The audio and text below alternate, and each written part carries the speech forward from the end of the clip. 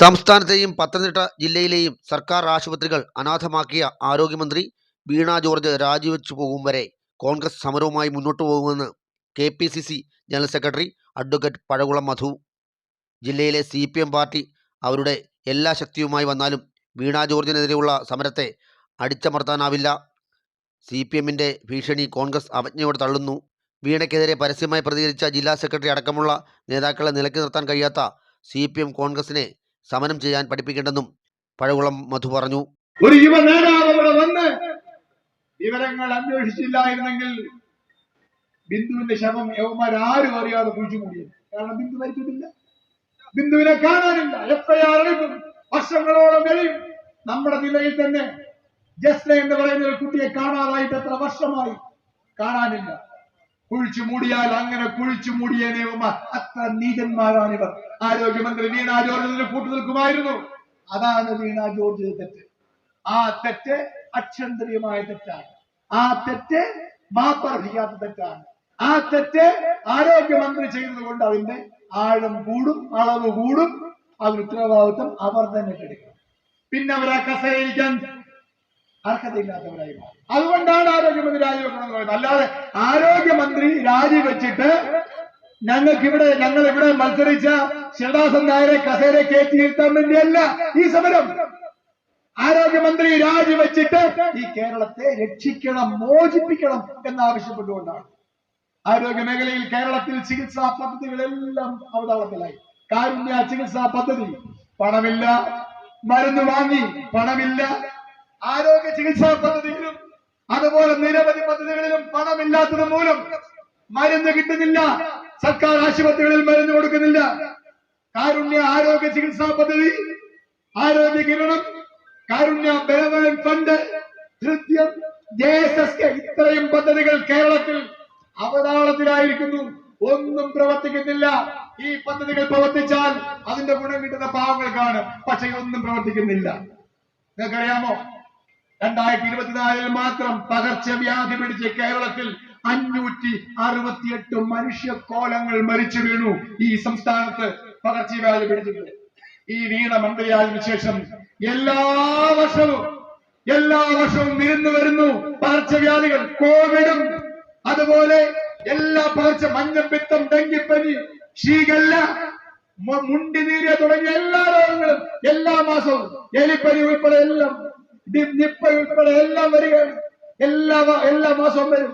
വീണ അങ്ങോട്ട് ചെല്ലും, നിപ്പ ഇപ്പോഴും കയറെടുത്ത് പിടിച്ചു കെട്ടുമെന്ന് പറയും. എന്നിട്ട് വീണ അടുത്ത ട്രെയിനിൽ കയറി അങ്ങ് പോകും. ഇതാണ് കേരളത്തിൽ നടന്നുകൊണ്ടിരിക്കുന്നത്. പല പേരും പല മന്ത്രിമാർക്ക് ഇടുന്നത്, ഞാൻ ആ പേരൊന്നും ഇവിടെ ആവർത്തിക്കുന്നില്ല. ഇതാണ് കേരളത്തിന്റെ ആരോഗ്യ മേഖലയുടെ അവസ്ഥ. എന്നിട്ട് പറയാണ് ലോകത്തെ ഏറ്റവും വലിയ മികച്ച ചികിത്സാ സൗകര്യമുള്ള കേരളത്തിലാണ് എന്ന് പറഞ്ഞിട്ട് കേരളത്തിലെ മുഖ്യമന്ത്രി പാനും വോട്ട് വിട്ടു അമേരിക്കയിൽ പോയി. എന്തിനാ പോയത്? ചികിത്സിക്കാൻ പോയി. ഇവിടെ കേരളത്തിൽ അയാൾ ഭരിക്കുന്ന സംസ്ഥാനത്തെ ആരോഗ്യ മേഖല നമ്പർ 1 ആണെങ്കിൽ ഇങ്ങനെന്തിനാണ് അമേരിക്ക പോലെ? അമേരിക്ക ഭൂഷ രാജ്യമാണ്. പ്രളയം അവിടെ ചെന്നപ്പോഴേ പ്രളയം ഉണ്ടായി. അമേരിക്ക പൊളിയാൻ പോവാണ്. അദ്ദേഹം അങ്ങോട്ട് പോരുന്നുണ്ട്. അതല്ല പ്രശ്നം.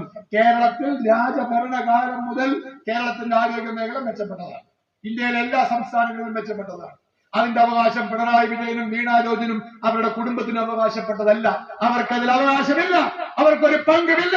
5 വർഷം കൂടുമ്പോൾ കേരളത്തിൽ ഭരണത്തിൽ വന്ന് ഈ സംസ്ഥാനത്തെ അടിസ്ഥാന സൗകര്യങ്ങൾ മുഴുവൻ മുടിച്ചവന്മാർ, വികസനം മൊത്തം തടഞ്ഞവന്മാർ, മാറ്റങ്ങളെ മൊത്തം എതിർത്തവന്മാർ, കോൺഗ്രസ് ഭരണകാലത്ത് കേരളം ഉണ്ടാക്കിയ എല്ലാ വികസനങ്ങളെയും അവതാളപ്പെടുത്തിയവന്മാർ.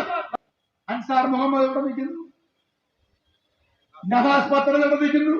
എത്ര ആടിയേറ്റു ഈ സമരങ്ങളിൽ, എത്ര സമരങ്ങൾ ഇവിടെ നടന്നു. ഈ വിജയ് ഇന്ത്യയുടെ ഇവിടെ ഉണ്ട്.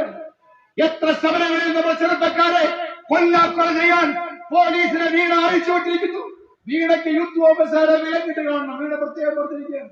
അറസ്റ്റ് ചെയ്താൽ പോരാ, അറസ്റ്റ് വെളുപ്പാൻ വീട്ടിൽ പോയി അറസ്റ്റ് ചെയ്യണം. എന്താ വീണ ജോർജിന്റെ വീടിന്റെ ഓർഡറാക്കിയവന്മാർ, വീണ ജോർജിന്റെ കുടുംബം പൊളിച്ചോ? വീണ ജോർജിനെ ഞങ്ങൾ പറഞ്ഞേക്കാം, മര്യാദകേട് കാണിച്ചാൽ മുഖ്യമന്ത്രിയുടെ ജില്ലയിൽ പട്ടി കടിച്ചാൽ വാക്സിൻ ഇല്ലാത്ത ജില്ലയായി പത്തനംതിട്ട ജില്ല മാറിയെന്ന് ആശുപത്രി മാനേജിംഗ് കമ്മിറ്റിയിലെ കോൺഗ്രസ് ജനപ്രതിയായി ഞാൻ പറയുവാൻ ഞാൻ ഈ സമയത്ത് ആഗ്രഹിക്കുകയാണ്. പട്ടി കടിച്ചാൽ ERG വാക്സിൻ മാത്രമേ ഈ ജില്ലയിലെ എല്ലാ ആശുപത്രിയിലും ഉള്ളൂ. ERIG വാക്സിൻ എടുത്താൽ അത് പ്രാഥമിക വാക്സിൻ മാത്രമാണ്. അതുകൊണ്ട് ഒരാളെയും ജീവൻ സംരക്ഷിക്കാൻ സാധിക്കത്തില്ല.